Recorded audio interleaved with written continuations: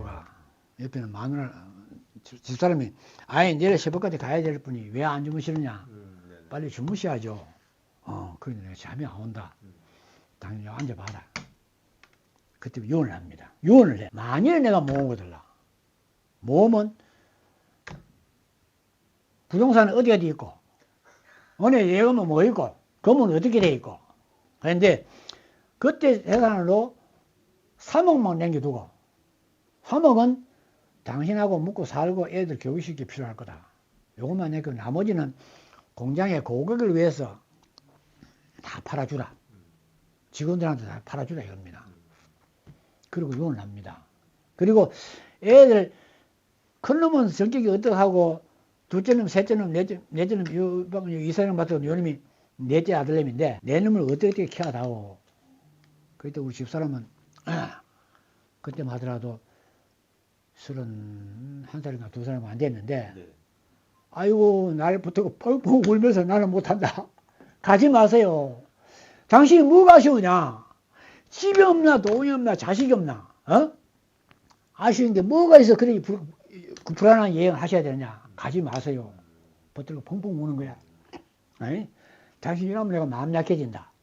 내가 생각하기에는 전쟁터에 간 군인이 적과 장렬하게 끝까지 싸우다가 전쟁터에 맞는 죽음이 가장 훌륭한 죽음이 들었다. 나는 고객을 위해서 한 목숨 던지기로 했는데 고객을 위해서 내가 끝까지 그걸 위해서 싸우다가 죽더라도 장한 죽음이다 생각하고 있다. 혹시 내가 못 죽더라도 우리 남편은 훌륭한 여생을 마쳤다고 생각하고 아들한테 그렇게 가르치라. 그러다 보니 잠을 잘 수 있겠습니까? 밤새도록 부부가 울다가 한숨도 못 자고 뜬눈을 세우고 아주 몇 시쯤 돼가지고 도저히 못 있겠는 게 집에. 그 김해공항을 나와가지고 2시간, 3시간 기다려가지고 타고 이제 김포공항에서 일본 도쿄 가는 비행기 국제선을 탁 타는데 타고 가만 생각하니까는 어쩌면 갈 수 있을 것 같다. 은근히 자신감이 생기더라고. 그래서 유언하고 이태리 가가지고 한 달 동안을 갔다가 밤낮이 보고 듣고 공부를 합니다. 그 기본 시설은 다 계약하고. 그 오면서 일본에 꼭 가고 싶어가지고 일본을 무턱대고 내려가지고 일본은 귀금속 시장 가장 번화가에 날 데려달라. 이래가 가가지고 일본의 귀금속 시장 다 둘러보고 5일 뒤에 비행기를 다시 한국 동으로 비행기를 타고 무사히 한국에 도착했습니다. 집념과 뜻을 포기하지 않으면 다 이루어진다. 아직 젊으니까 꿈이 뭔지 목표를 정하고 그 꿈을 위해서 포기하지 않고 끝까지 도전하면 다 열린다. 그 문은 열리게 돼 있다. 그 꿈을 포기하지 마라. 내가 한 1년, 한 2년 가까이 갔다가 집에서 아무리 만들고 해도 내가 원하는 제품이 안 나오는데 그 사람들은 너무 쉽게 만드는 거예요. 그리고 만들어진 결과가 내가 만든 제품하고 비교가 될 정도로 아주 깨끗하게 바짝바짝 빛이 나는 거야. 나는 그게 안 되는데. 맞아, 저거다. 저 기계, 저거 비싸게 있으면 좋겠는데 생각도 못 했는데 그 사람들은 그런 기계를 가지고 잘 만들고 있는 거야. 에? 그러니까 갈 때는 일주일 내지 한 열흘 만에 돌아올 거다 생각했는데 하루하루가 집에 가면 못 보는데 여기 있으면 하나 더 볼 수 있는데 야, 저거 기술로, 저 기계로 고객이 전달해주면 얼마나 좋아할까. 이경 때문에 돌아오지 못하는 거예요.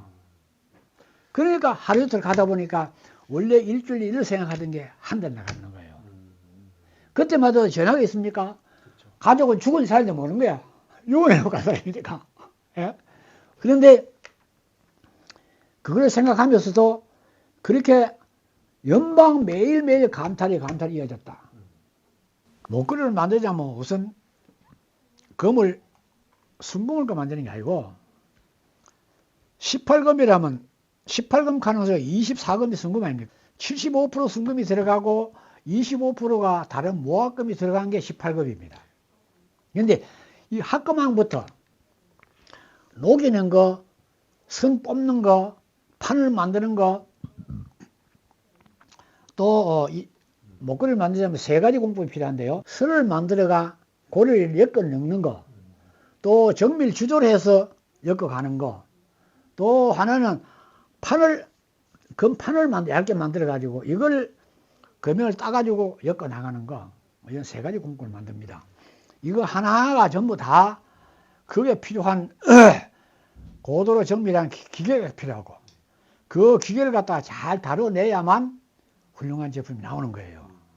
왜 전혀 그런 걸 보고 듣도 못한 사람들이 생각하고 쭈물 만드는 게 제품이 그게 옳은 제품이 될 수가 없죠. 그래서 거기서 이제 하루하루가 그야말로 진짜 천금 같은 시간을 보내고 돌아왔죠.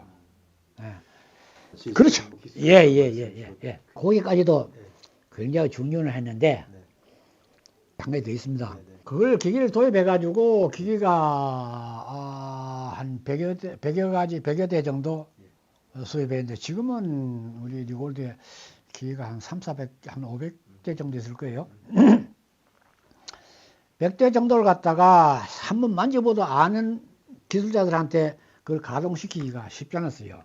기계 하나가 부품이 여러 수백 개가 이루어진 부품들인데, 갔다 오면서 운전 배우는 것도 뭐 교육을 받아야 되듯이 이 기계를 조작하는 게 상당히 어려웠습니다. 2년 반에 3년 정도 되니까 내가 수입한 기계가 정상적으로 돌아가고 내가 원하던 그 품질의 90% 이상 접근된 제품이 나오기 시작하는 거예요. 이걸 빨리 많이 만들어 가지고 많은 고객들한테 전달해 줘야 되는데, 내 혼자는 영남 일대에 거래처밖에 없었고, 그러면 전국을 보았을 때 내가 차지하는 건 고작 해봐야 1, 20%밖에 거래가 할 데 없는 거예요. 전국 소비자한테 다 고객들 전해줘야 되는데 내 혼자 힘으로는 부족한 거예요. 고민 끝에 맞다, 서울의 큰 업체들로 이 기술을 전수해가지고 가르친다면 이 사람들이 내 대신 고객을 다 만족시켜주면 곧 내가 원하는 꿈이 이루어진다. 내가 배워온 기술과 시설을 갖다가 그 사람들한테 알려주는 공개를 해가 그분들을 교육시키는 거야. 이제. 교육시키가 그분들은 돈 벌기 위해서 하겠지만은, 돈 벌기 하든 남을 봉사하기 위해서 하든 간에 지금 현재 제품보다 월등히 질이 높은 제품을 만들어가 고객한테 전달한다면 내 꿈이 이루어지는 거예요. 예? 나는 돈 버는 게 목적이 아니고 많은 사람한테 만족 주는 게 목적이니까, 그래서 내 기술을 공개를 하려고 하니까 직원들이 불때같이 연락을 하면 안 된다. 하면 우리는 문 닫습니다. 나는 직장을 잃기 싫습니다. 이거 기술 공개하면 안 되죠. 사람이 어떻게 해서 이어진 이 기술인데 이걸 공개하냐 말씀입니까? 아니, 그 사람들은 당신 직장을 내가 지킨다. 그 사람들은 내 경쟁자가 아니야. 그 사람들은 100%가 다 돈을 벌기 위해서 일하고 나는 고객을 만족해서 일하는데, 그 사람들이 내가 기술이나 고객 만족 기술을 앞설 수 있느냐? 앞설 수 없어. 내 경쟁 못 돼. 그러나 나는 돈 버는 게 목적이 아니고 좀 더 많은 고객들한테 하루빨리 질 높은 제품을 지에서 만족시키는 게 목적인데, 내 꿈을 위해서 나는 공개를 해야 된다. 하지 마라 이 일 갖다 몇 개월 동안 했어요. 그래서 결국은 내 고집에다 밀어붙이거든. 그래서 서울에 있는 경영업체들을 갖다가 사장을 갖다 한 30여 개 업체를 갖다가 불러들여가지고 시설 다 보여주고 하나하나 설명 다 해주고, 앞으로 질 높은 제품을 만들기 위해서는 이런 시설과 이런 기술이 절대적으로 필요합니다. 여러분도 빨리 이 기술을 도입해가지고 좋은 제품 만들어 보세요. 깜짝 놀라는 거야. 저것도 선진국에서 어떻게 만들까 생각했는데 그 현실을 내가 보여준 거예요. 그래서 이 사람들이 보고 가서 내 혼자 돈 다 버는 걸 갖다가 내가 버려야 생각했겠죠. 그래 그 중에 30여 개 업체 중에 한 10여 개 업체가 아주 발벗고 나서 가지고 이태리에 있는 기계를 수입해 왔어요. 수입해 가지고 만들기 시작했는데 한 1년 뒤쯤 되니까 수입을 해가지고 가동을 시키면 기계가 안 돌아가거든요. 그러니까 기계가 수입을 했는데 기계가 안 돌아가서 못 만들겠다. 좀 도와달라. 어떻게 도와줄까 했더만 기술자를 보낼 테니까 가르쳐달라. 그럼 보내라. 기술자 불러가지고 내가 호텔비 줘가면서 밥 먹여가면서 일주일씩 여럿씩 가르치가 내가 보냅니다. 이거는 돈을 목적으로 한다면 이 지구상에 있을 수 없는 일입니다. 그러니까 그게 배워온 사람들이 내한테 배워간 사람이 한 2년 정도 지나니까 나 비싼 제품을 갖다가 엄청나게 생산해가 전국적으로 다 판매하는 거예요. 그럼 내가 입장에서는 나는 고객 만족이 목적인데 내가 만든 누가 만들겠다는 고객 만족을 내 대신 시켜주는 거 아닙니까? 얼마나 고마워요. 나는 고맙죠. 이런 엉뚱한 생각을 하면서 여기까지 왔습니다. 그렇죠. 그런데 이제 내 돈 벌기 위해서 나를 위해서 산다면 그게 불가능합니다. 그런데 내 재능으로 남을 돕는 데 활용되겠다. 그러면 아까 얘기했다시피 내가 만들어진 제품은 10,000명을 만족시키는데 내 기술을 선진기술을 도입해가지고 내 가치관으로 많은 사람을 가르쳤다면 하루 10,000명이 수십만 명이 행복을 전하고 있었죠. 나는 그렇게 상상하는 거예요. 그 자체가 부자인 거야. 뭐 여러 수천억, 수십조 그보다 더 부자인 거야 나는. 예? 리골드가 내 가치관을 그대로 전수시킨 내 셋째 딸내미가 맡아가고 있는데 결국은 딴 거 하는 것에서 주로 90% 이상이 선을 이용해서 목걸이 줄을 만드는 회사예요. 근데 아까 그 경쟁자들은 한 80년도 한 10몇 년 동안을 내 뒤를 잘 따라왔어요. 근데 2000년 전후 돼가지고 거의 문 닫았습니다. 돈 벌기 위해서는 돈 벌기가 별로 잘 안 되니까 다 문 닫고 그만뒀어요. 근데 내 예상대로 리골드는 아직까지 건전합니다. 고객이 한 사람이라도 이용하는 사람이 있으니까 고객을 위한 회사니까 문 닫을 수가 없죠. 그래서 아직까지도 우리 국내에서는 금속 업체에서는 가장 크게 인정할 거예요. 그 목걸이 줄을 만드는 공장이다. 그런데 이 목걸이 줄을 그냥 만드는 게 아니고 고객의 행복이 곧 그 대표의 행복이다. 그 생각으로 운영하고 있는 공장이다. 한마디로 설명하자면 그렇게 했으면 하겠네. 나 같은 경우는 지금부터 7년쯤 됐겠네. 조금 전에 들다 보는 여기 막내 아들 놈인데 이 재단 이사장이지. 근데 이놈한테 조국 지구의 누나한테 회사 2개를 다 물려주고 내 개인적으로서 내가 쓰기에 좀 많은 거예요. 그래서 이 재단을 만들어 가지고 이게 내가 갖고 있는 재산은 모두 다 고객이 나를 믿고 맡기는 재산인데 고객한테 돌려주기 위해서 있는 건 다 털어가지고 이걸 200억을 17년 전에 그만둔에 5만 3천 날 때 팔아가지고 그런데 그만둔에 지금 40만 50만 하니까 그때 평가를 한다면 5배 올라도 이게 천억 재단이고 10배 한다 그러면 이게 2천억 재단입니다. 근데 실제 일한 거는 2천억보다도 훨씬 더 많은 일을 했습니다. 그래서 고객한테 돌려주기 위해서 이걸 다 물려주고 내가 이사장을 6년 전에 그만두고 내 잘 아는 사람은 남한테 이사장을 물려줬다가 그분이 그만두면서 금년 초인가 아무래도 재단 이사장은 아들한테 물려주는 게 내 가치관을 가장 잘 알 거니까 그게 올 것 같다. 그쪽으로 생각해 봐 주세요. 요 앞에 이사장이 그렇게 하는 거야. 그래서 고맙다. 수고했다. 보내고 그 이사장을 갖다가 아들 보고 네가 이사장을 맡을 수 있겠나 했지만 아버지 뜻을 받아 해보겠다. 그래서 지금 이사장을 지난 3월인가 아들이 맡아가 있습니다. 맡았는데 이 공인법인은 100% 정부 거죠. 개인은 손 못 대는 거죠. 그게 쓰디 얘기했는데 이 재단도 그렇습니다. 내가 쓰기에는 좀 많은 재산 이걸 값지게 고객한테 돌리기 위해서 이걸 만든 이 재단은 연간 한 5억 정도가 임대비가 나옵니다. 그 200억을 산 건물에서. 그때 연합더라면 아무 일도 못했겠죠. 근데 건물로 좀 사가지고 건물에서는 임대비가 5억 정도 나오는데 그 인대비를 가지고 우리 귀금속 산업 전체에 우리 홈페이지 들어가지고 작년 한 해 동안 우리 목걸이 줄이 우리 소비자들이 몇 개나 사갖고 네. 판 거는 몇 개나 팔았고 다이아몬드를 3분짜리를 몇 개나 사갖고 몇 개나 팔았는지 우리 소비자들이 갖고 있는 금이 전부 얼마인지 소비자가 갖고 있는 다이아몬드가 전부 얼마나 있는지 이거 검색하면 함량이 착 다 나옵니다. 이렇게 완벽하게 우리 업계의 자료를 갖다 다 준비되어 있는 곳은 우리 월국이 유일합니다.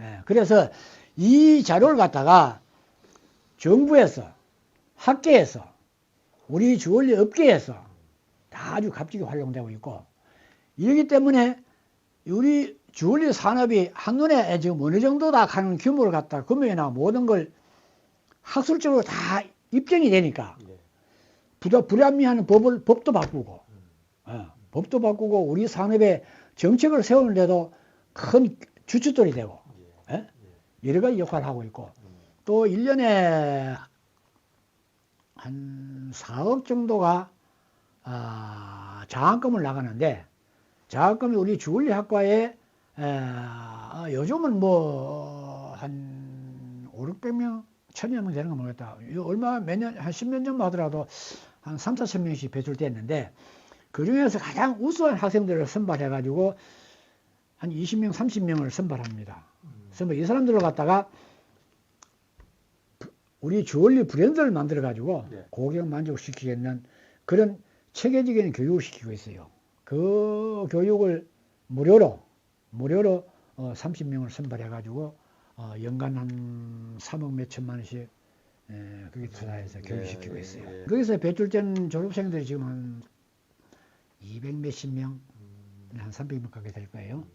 그런데 이 학생들이 우리 새로운 주얼리 시장을 이끌어가는 선두 역할을 하고 있습니다. 그런 인재를 키우고 있고 연구소에서는 그런 자료를 매년 그 자료를 갖다가 이거 매년 그 몇 억씩 투자해서 그 조사를 의뢰하는데 그 조사를 시켜 가지고 그 어떻게 변하고 있는 건지 그걸 조사를 하고 정리를 해 가지고 책자도 만들고 또 1년에 한 번씩 이제 전체 사람들 한 3, 400명씩 초청해 가지고 발표도 하고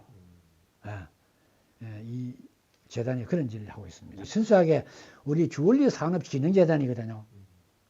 글자 그대로 우리 주얼리 산업에 돕는 일을 공익적인 일을 하고 있다.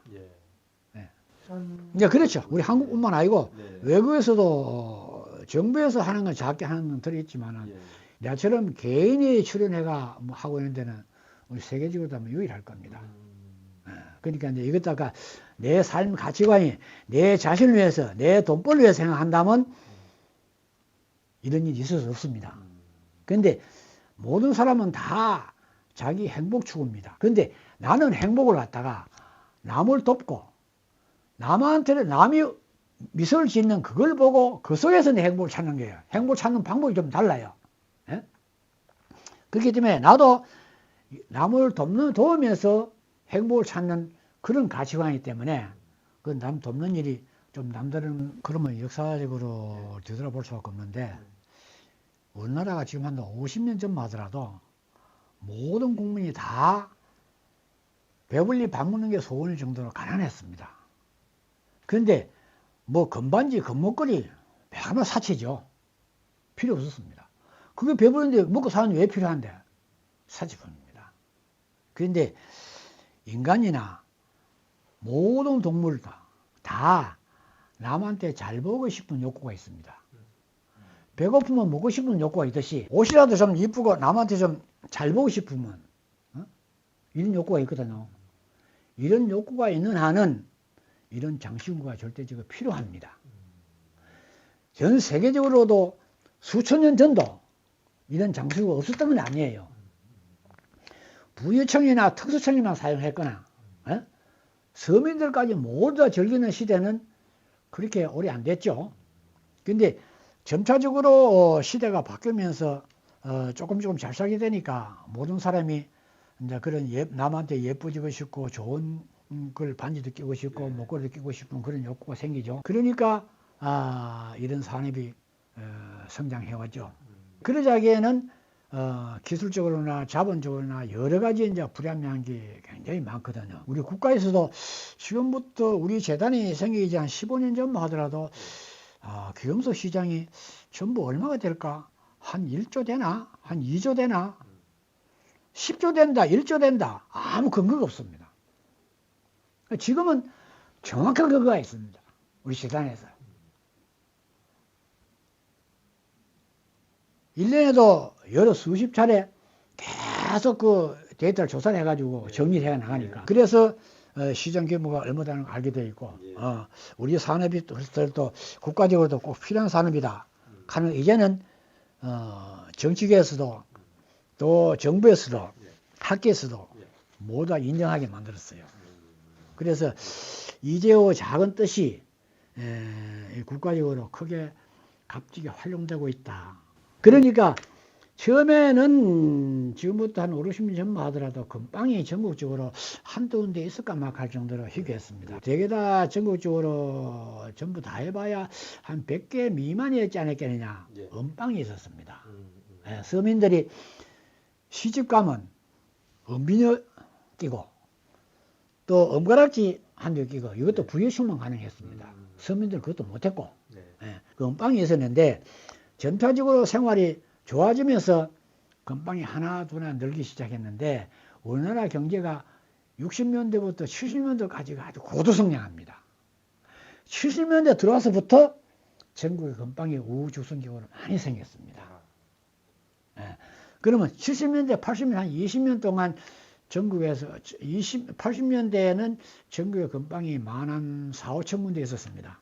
지금 현재도 10,000 군데 조금 넘을 겁니다. 근데 그 많이 생겼는데, 근데 이거 다 체계적으로 무슨 뭐 준비해서 한 게 아니고, 금방하면 돈 못 나더라. 이래가 남한테 듣고 그 놈을 배워가지고 검제품 사다 가지고 팔거나 검제품 만들어 가지고 팔고, 소비자들도 뭐가 더 들는지도 모른다 이겁니다. 그냥 보는 게 그게 다니까. 요즘 젊은이들은 전부 인터넷으로 전 세계 걸 다 보지만은 그때마다 전부 시장에 가서 제품을 봐야만 알 수 있었습니다. 그래서 금방이 하나둘 생기기 시작했는데 지금부터 80년대 초반까지만 하더라도 순금 제품이 한 90, 전부 다 순금을 사고 팔았습니다. 사고 팔다가 끼다가 좀 뭐 하면 돈이 필요하면 갖다 팔고 돈이 좀 여윳돈 생기면 있으면 은행 연하 놓으면 예를 들어서 금리가 연 10% 같으면 금을 사가지고 나한테 팔락하니까 살 때보다 뭐 20% 30% 더 받으니까 금값이 계속 올 때니까. 그러니 금 사놔야지 은행 간 넣을 필요 없다. 이래가 돈 생기면 전부 다 금방에 금을 사갔습니다. 그러니까 급속도로 금방이 늘어났죠. 그러다 80년대 중반부터 이제 합금 제품 18금이니 14금이니 이제 디자인이 좀 다양하게 하자면 순금은 무르기 때문에 약하게 만들면 금방 휘어지고 망가져서 제품 오래 쓸 수가 없어요. 그런데 단단하게 만들자면 아까 25% 그 모합금이 가야 되는데 모합금을 합금해야만 제품이 단단해지고 오래 가요. 그러자니까 이제 합금 제품이 많이 성행이 됐죠. 그래서 한 2000년도까지가 내가 목걸이 공장 시작할 때만 해도 82년도인가 3년도가 되는데 그때만 하더라도 전국에 목걸이를 끼고 있는 사람이 1%에 남짓했지 않았겠느냐. 100명 중에 한 사람 있을까 막 했다. 그런데 2000년도 접었으니까 목걸이를 평균적으로 2개 이상 가졌을 거다.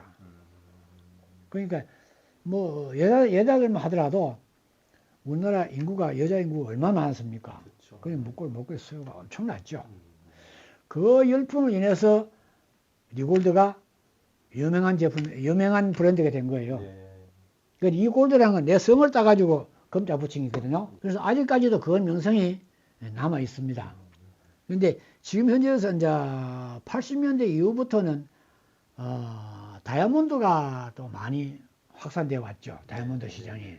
그런데 2010년 전까지 확산되어 왔는데 2010년 이후부터는 다이아몬드 시장도 순금 시장도 18금 시장도 전체적으로 침체 국면에 빠져들고 있어요.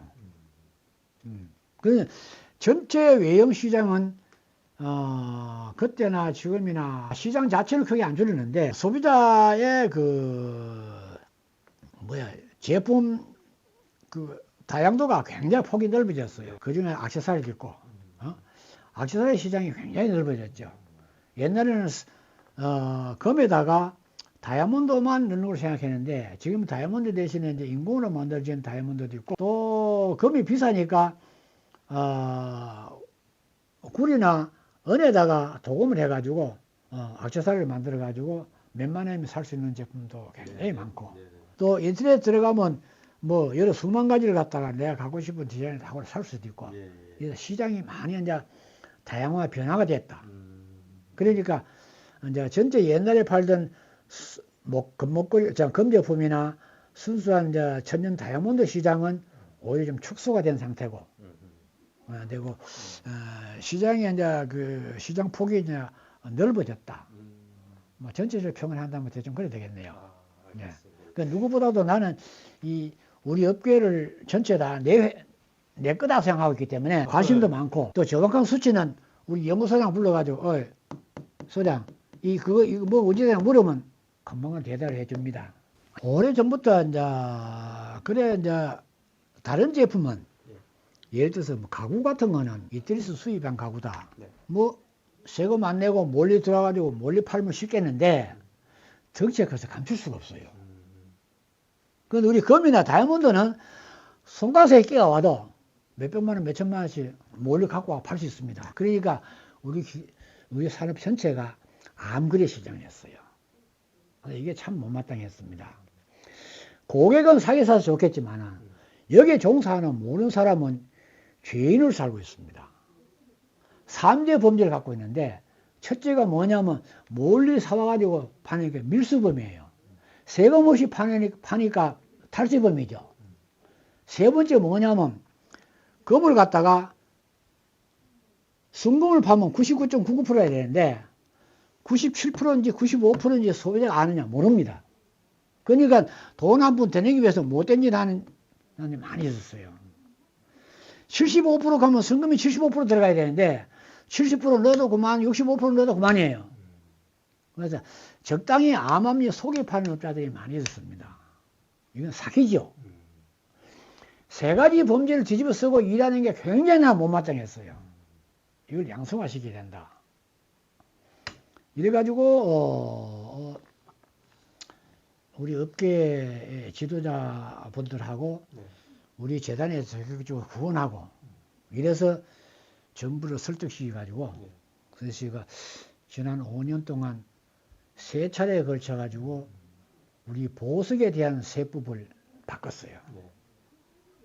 보석에 대한 세법이 크게 봐서 부가가치세가 있고 그 다음에 옛날에는 특별소비세인데 이번에 바뀌기가 개별소비세가 25%인가 있었어요.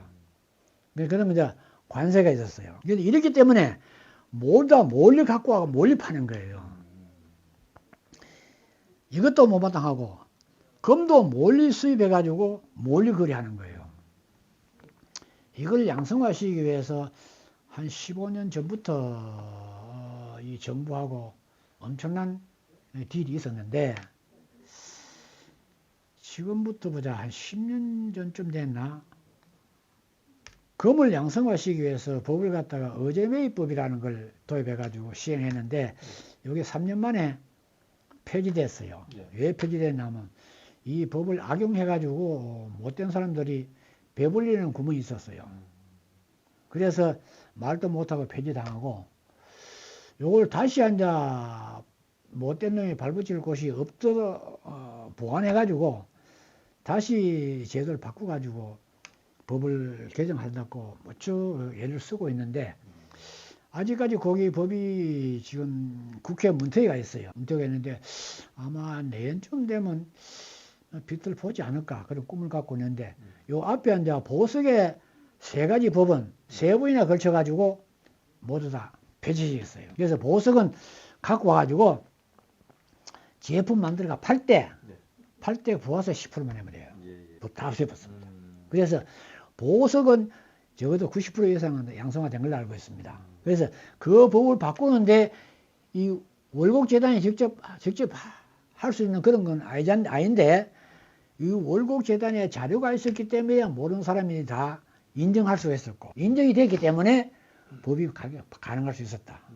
그래서 내가 이재호 한 사람의 뜻이 우리 산업에 국가적으로 크게 기여가 됐다. 그 부분은 나는 대단히 만족하고 있어요. 지금부터 한 7, 8년 됐습니까? 중국하고 FTA 협상이 있었습니다. FTA 있었는데 중국에서는 어떤 거 다 양보하더라도 이 귀금속 보석은 양보 못한다. 제가 주장하는 데를 달라. 그런데 우리 정부 측에서 볼 때는 그때만 하더라도 잘 모르니까 이 귀금속이 있어서 가면 없어서 가면 관계없단 말입니다. 그래? 그때가? 그런데 우리 한국에서는 농산물은 절대 건들지 마라. 이렇게 붙었어요. 그런데 중국에서는 농산물에 별로 관심이 없었어요. 지금 오히려 보석 산업만 관심이 있었는 거야. 그래서 일방적으로 우리가 분리하게끔 FTA 체결했습니다. 그래서 중국은 그 귀금속 보석 산업으로 상당한 효자 산업으로 키워놨습니다. 엄청난 수출을 하고 있습니다. 그러니 우리 바보같이 그러면 어찌 보면 내가 좀 더 그분들한테 설득이 있었더라면 그런 이런 우를 범하지 않았을 텐데 그런 아쉬움이 없지 않아 있습니다. 내가 능력 부족이었죠. 그런데 이제는 정부 기관들도 국회의원들도 인식이 많이 바뀐 걸 알고 있습니다. 지금이라도 늦지 않았다. 정부에서 우리 산업을 특별한 예정을 가지고 성장시켜 줬으면 바로 국가가 잘 살 수 있는 길이다.